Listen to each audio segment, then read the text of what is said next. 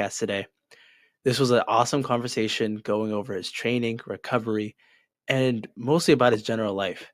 Hope you learned some new things from this episode because I sure did. All A little. Okay. I right. started. All right. So happy Easter. I forgot to say Thank that. you. Happy Easter. Yeah. So what do you do on a typical Sunday? Typical Sunday depends on the week. Usually, sometimes Sundays are my off days. I usually like alternate weeks. So like one Sunday will be on, and then the next Sunday will be off. Um, but yeah, so usually I get up, do my run. I take a long time to get out in the mornings, especially on the weekends. So I take a long time. So my run is probably done around like noon, 1, and then I just do some homework, play some video games, lay around, and do some strength. Maybe if there's like a football game or a Warriors game on, I'll watch that. It's my typical Sunday. I really don't do much on Sundays. It's kind of my chill day to not have to do much and kind of just relax. Lucky, fair point. Yeah. Yeah. I mean, I guess I'll start off with so what does a typical training week look like, to be Yeah, honest? typical training week is. I mean, again, it really depends on like what the time of the season is and what like what race I have coming up, stuff like that. I think a typical training week in general, though, will look like a workout on Tuesday, usually the bigger workout on Tuesday, um, at school. I mean, I'm going to school the whole week, so like that. Obviously, I have that. And then I'll usually have just normal runs the rest of the days, recovery runs, stuff like that. I like to do strides on either Mondays or Wednesdays, just the days I'm not doing workouts, just not really intense ones, but kind of like 100-meter strides, just trying to get my turnover going. And Mm. then usually, if I race on Saturday, I'll do a little sharpening workout on Thursdays. Just a little speed work to kind of get my legs moving and turning, but nothing that will tire me out. If I'm not racing on Saturday, I'll usually do a big workout on Thursday or Friday, um, to kind of just keep up the volume, and then I'll do like a long run on Saturday or Sunday, depending on if I'm taking an off day or not. So that's what a typical week looks like. It's not really too complicated. I mean, I'm doing strength pretty much every night. Um, so I have that in there every night, but that's only like 30 minutes of just like maintenance stuff that I do.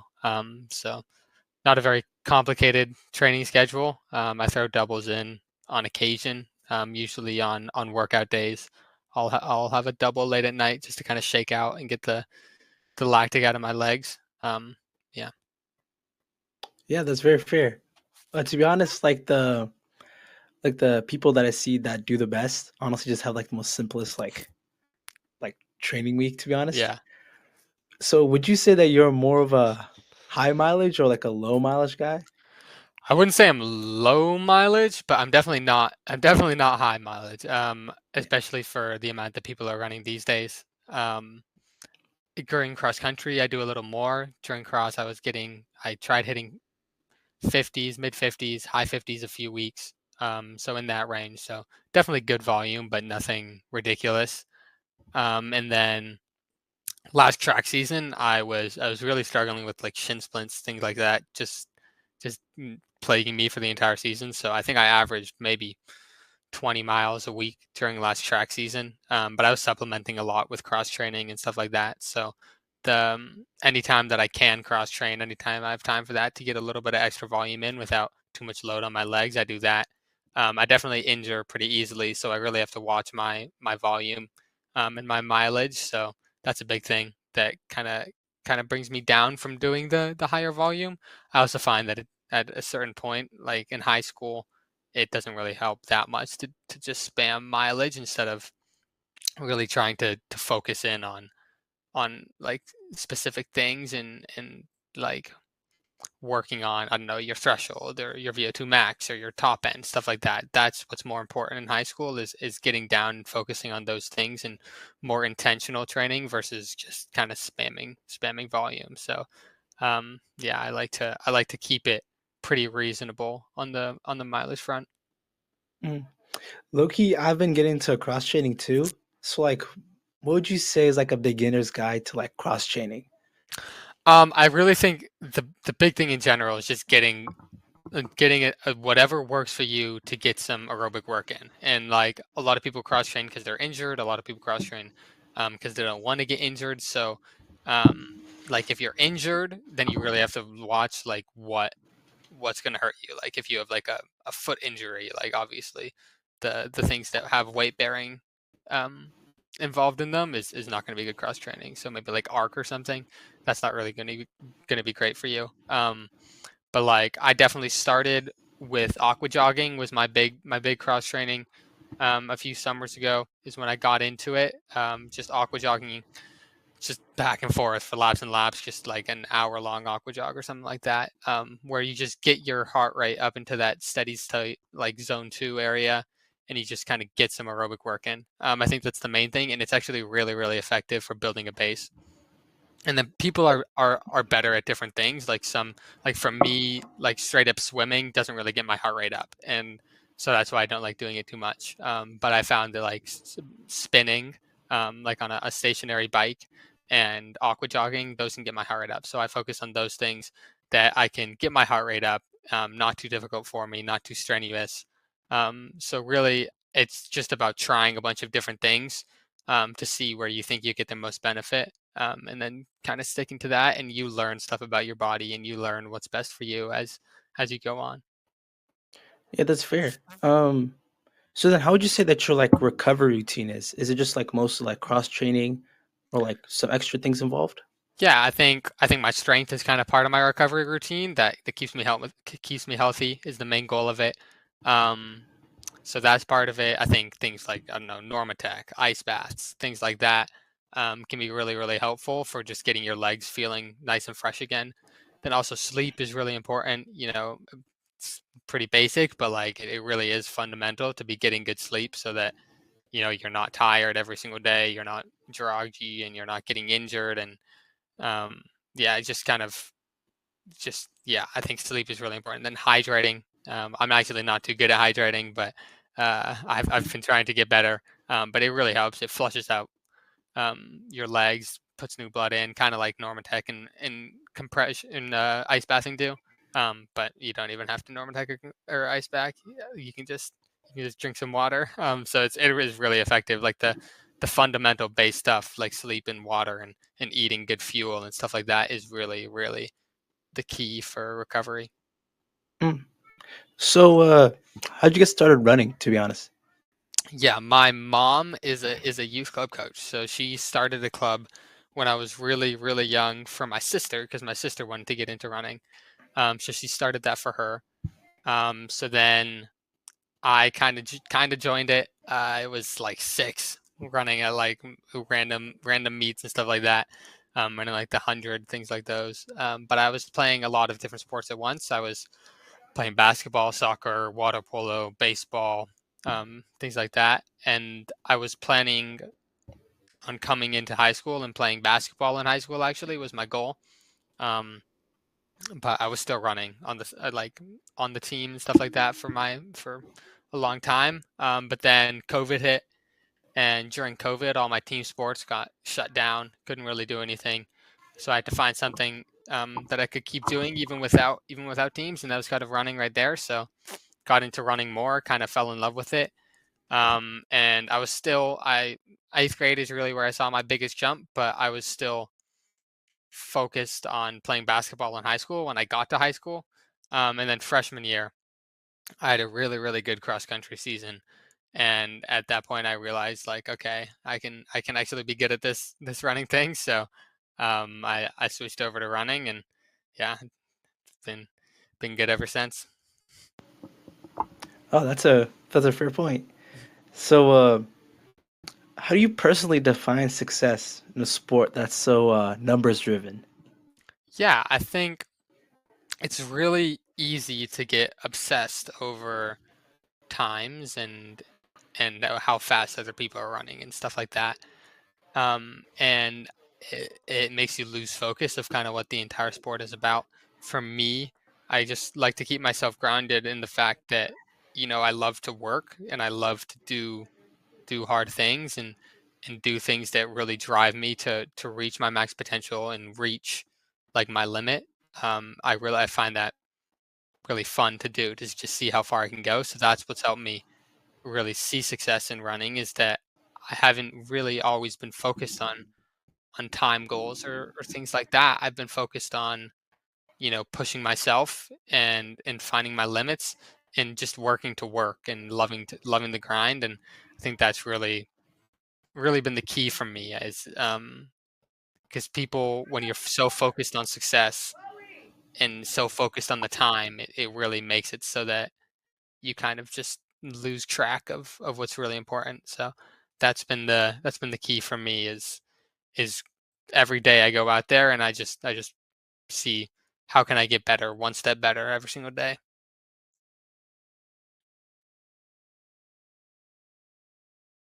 I think you muted again. Oh my days. Okay, I keep Yeah. on muting on accident. It's a really easy button to I click, know it so is. I swear. So, how would you say that that you after or like during a race, like what would you say is like your plan B race strategy that like everything goes wrong? Like, what would you do? um I think I actually kind of faced it at Arcadia a couple weeks ago. I'm really a kind of a smooth like runner. Like I like my races to be nice and consistent pacing. Um, like not like ridiculously fast starts, but I like to get out strong and kind of grind it out.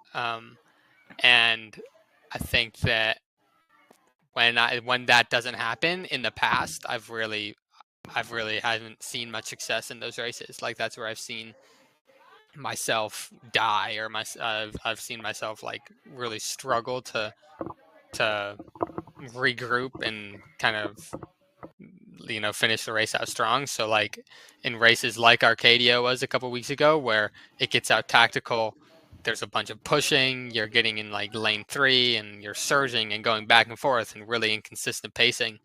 um it hasn't always been my strength, but I think that at Arcadia this year, um I kind of have learned now to be able to regroup myself, um, and and kind of stay relaxed in those chaotic situations. So I think that, at the end of the day, I just kind of put faith in my training, and put faith in myself and the fact that I'm going to be able to figure it out. And um, I've been doing this for long enough, and I'm strong enough of a runner to race in a bunch of different situations. So I don't like to really set a defined game plan going into a race, so that, no matter what happens, I can think on the fly and be like, okay, how am I feeling? What can I do in this race? How can I adjust to every single circumstance?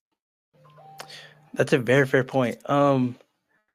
So what would you say are some goals beyond running that you would say that you'd love to like achieve? Um, it's a tough one. I mean, I don't really do much outside of running, if I'm being honest. But at the same time, I mean, I think running translates into a lot of different, you know, aspects of life. I think that for me, I've been able to take the lessons that I've learned through running and the discipline that I've learned through running, and translate it over to my academics, where I'm able to, study well, have good habits and things like that. So for me, I think that, I want to go into law and business, are my is my goal, for later in life beyond running. Um, so I think that running will actually help me really really well with that, because those are two career paths that need a lot of work. And yeah, I have to keep the mentality of just loving to work and loving to push myself. And when I'm not running anymore, I guess I'll have to find another way to do that. So I think that, yeah, that'll probably be what I'm doing. All right, that's fair.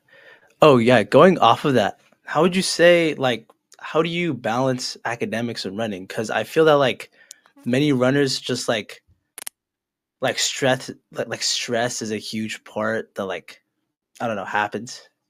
Yeah, I think it is tough to balance running academics, especially because it's such a time-consuming sport and it takes a lot of effort and a lot of time to be good.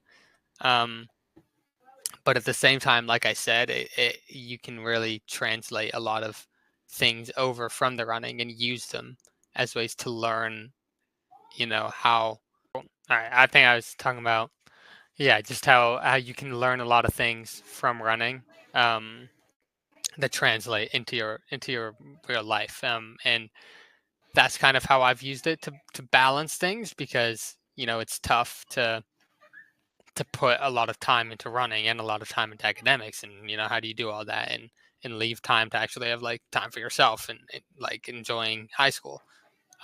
So it's really a balance, and I think that being able to take things from our sport that translate into real life has helped me a lot with doing that. And at the same time, at the end of the day, it really is a sacrifice. Like you're going to have to sacrifice things to be good at running or to be good at school. You can only do so much. So, for me, I've sacrificed going out a lot. I've sacrificed a lot of things to be able to be the best runner that I can be. And for me, it's really like a couple priorities. Like like running comes first, academics come second, pretty close to each other on the same level, and then I have to sacrifice a lot of the other things to be able to do that. So it's a choice you have to make, and um, yeah.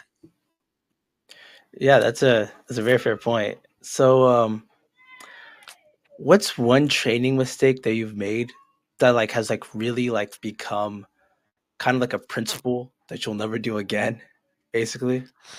Yeah, I think really just training too hard was big for me. I mean, I my freshman and sophomore year, I was quite good. I mean, I was still really good for a freshman and sophomore, but um, I think especially my sophomore year, I didn't see the improvements that I wanted to see in the 3200. Um, and it was really discouraging for me. And I was training really hard.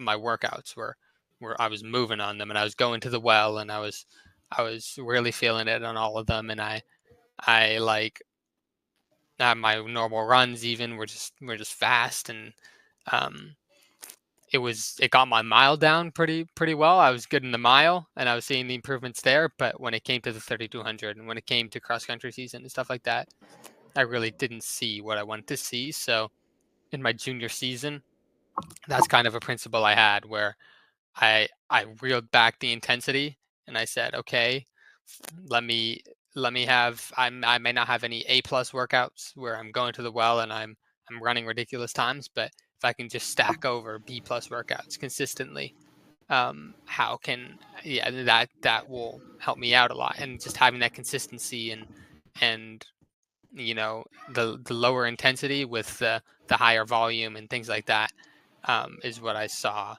really helped me improve my 3200 time, improve my cross country times a lot, um, in my junior season. So I yeah, I think that the big mistake people make is that they think that you have to train really hard if you want to be fast, and you have to push yourself so hard every single day, and that's really not what this sport is about. It's about being smart with it and learning yourself, learning your body, and being able to hold back and being able to save something in the tank for when it actually comes to be a race day where you have to leave it all out there.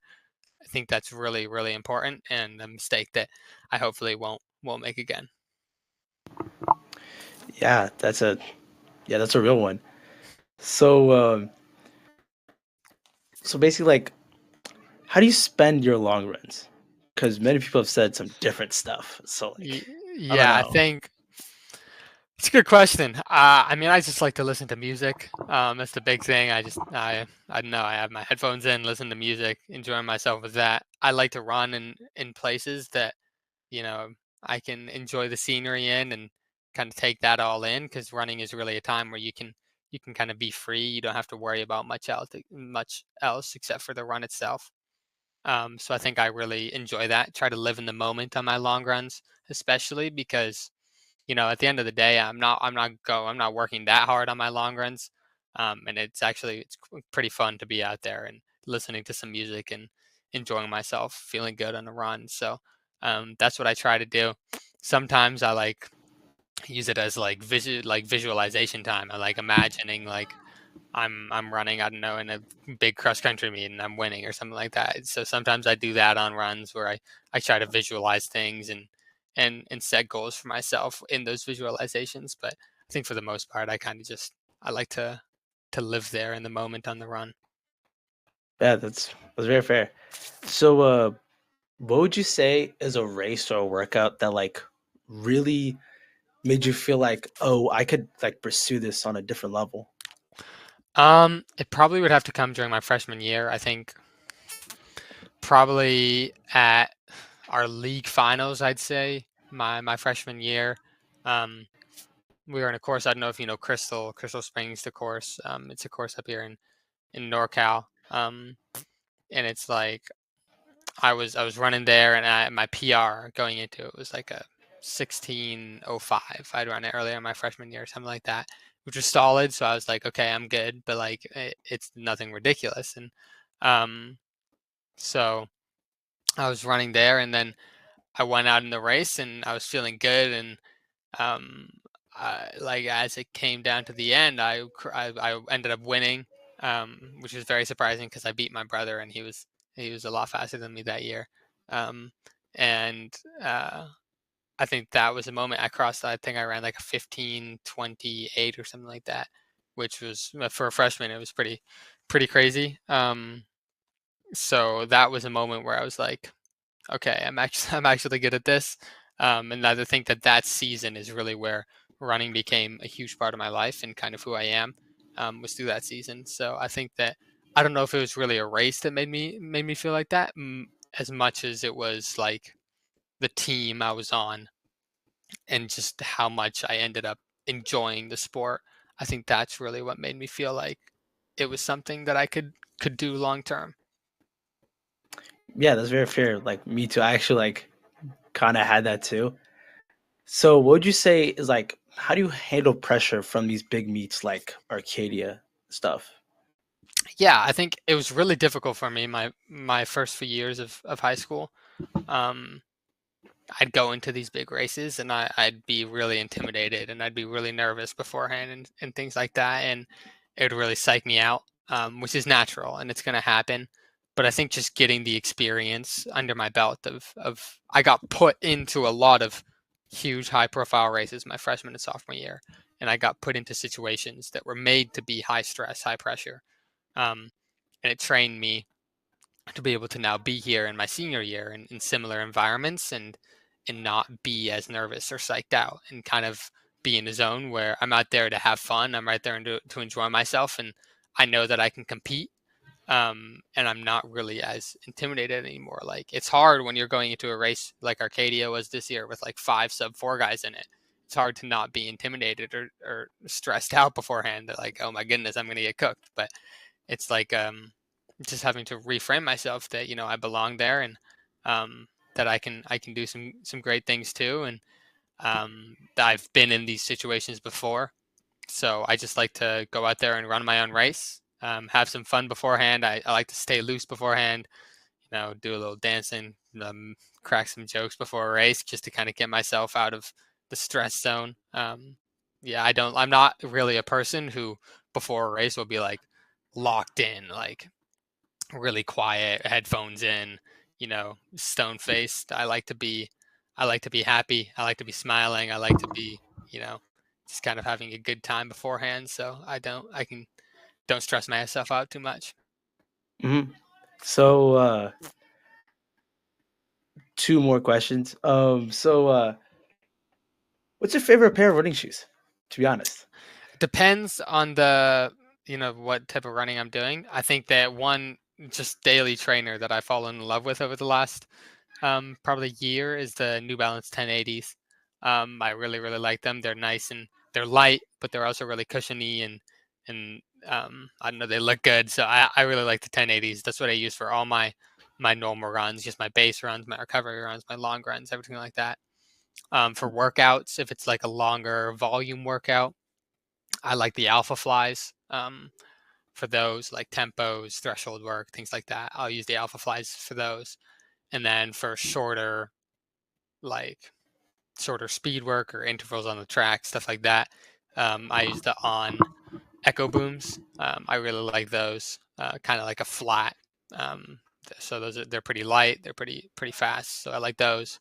For racing, I think I do my 3200 races, things like that. The longer races I race in the On cloud spikes, and then the shorter stuff, like an 800 maybe, or even a 1600. I like to wear Vicks, sometimes the Dragonflies in those, but I have a pretty odd form, so I've had to find spikes and shoes that kind of fit my form and like are able to capitalize on it and not make me try to run in a way that I'm not supposed to be running or isn't really natural for me. So yeah.